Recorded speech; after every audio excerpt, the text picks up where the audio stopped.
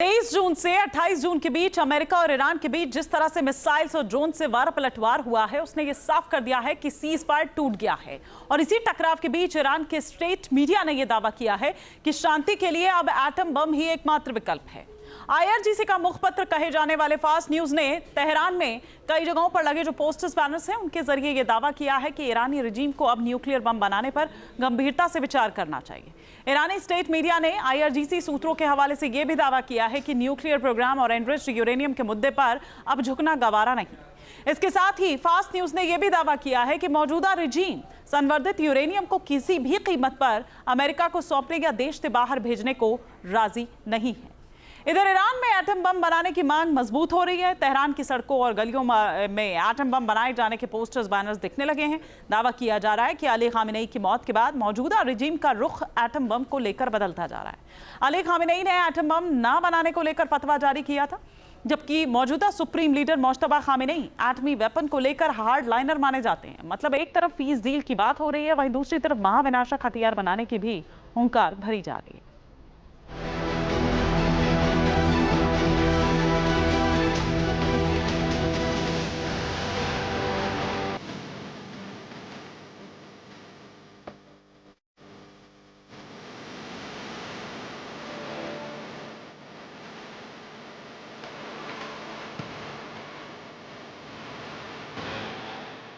Hormuz में फिर एक बार IRGC नेवी की फास्ट अटैक बोट्स एक्टिव हो गई हैं।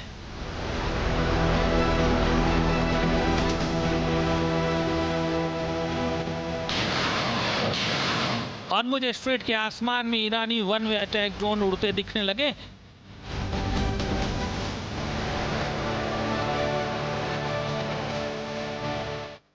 ईरान पर अमेरिका के हालिया हमले और IRGC के पलटवार के बाद दोनों देशों ने एक दूसरे पर सैन्य हमले रोकने पर सहमति जताई है।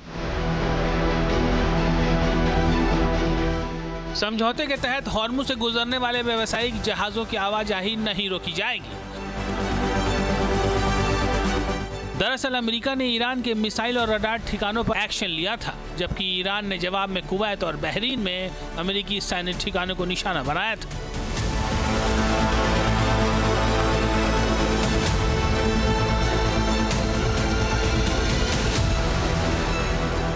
इसके बाद दोनों देशों ने फिलहाल सैन्य कार्रवाई रोककर बातचीत के जरिए समाधान तलाशने पर सहमति जताई। साफ है कि ईरान जो चाहता था वही कर रहा है। ईरान ने बड़े शातिर अंदाज में हॉर्मुज को अपने फायदे के लिए इस्तेमाल करना शुरू कर दिया है। हॉर्मुज की वेपनाइजेशन का जो दावा तत्कालीन ईरानी राष्ट्रपति रजा शाह पहलवी ने की थी, आज करीब 50 साल बाद ईरान ने वो कर दिखाया है। अमेरिका बार बार कहता रहा कि वो हॉर्मुज पर ईरानी कब्जा बर्दाश्त नहीं करेगा, लेकिन ईरान मनमर्जी पर उतारू लग रहा है।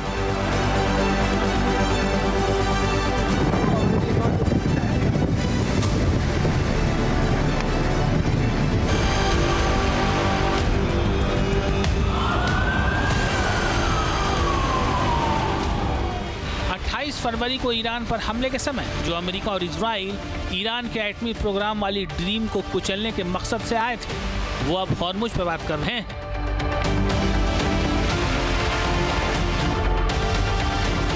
अमेरिकी राष्ट्रपति बार बार ईरान को एटमी प्रोग्राम पर धमका रहे थे। उस ईरान ने ऐलान कर दिया है कि 30 दिनों तक हॉर्मुज पर अब सिर्फ उसका कंट्रोल रहेगा। तो क्या अब ईरान हॉर्मुज से टोल वसूली करेगा?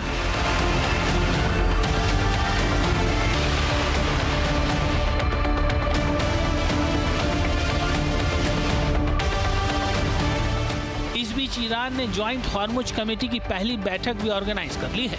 29 जून की सुबह ईरान और ओमान ने मस्कट में ज्वाइंट हॉर्मुज कमेटी की पहली बैठक कर ली। इस बैठक में हॉर्मुज स्ट्रेट को चलाने को लेकर चर्चा हुई। ईरान के उप विदेश मंत्री काजिम गरीबाबादी के मुताबिक मस्कट में हुई ये बैठक ईरान अमेरिका MOU के आर्टिकल 5 के तहत हुई है। आपके मोबाइल पर तुरंत आएगी ब्रेकिंग न्यूज। स्क्रीन पर सबसे पहले दिखेगी बड़ी खबर। देश दुनिया की हर खबर एक जगह। अब आपके मोबाइल पर तुरंत फटाफट इंस्टॉल कीजिए न्यूज़ नेशन ऐप और रखिए खुद को अपडेट।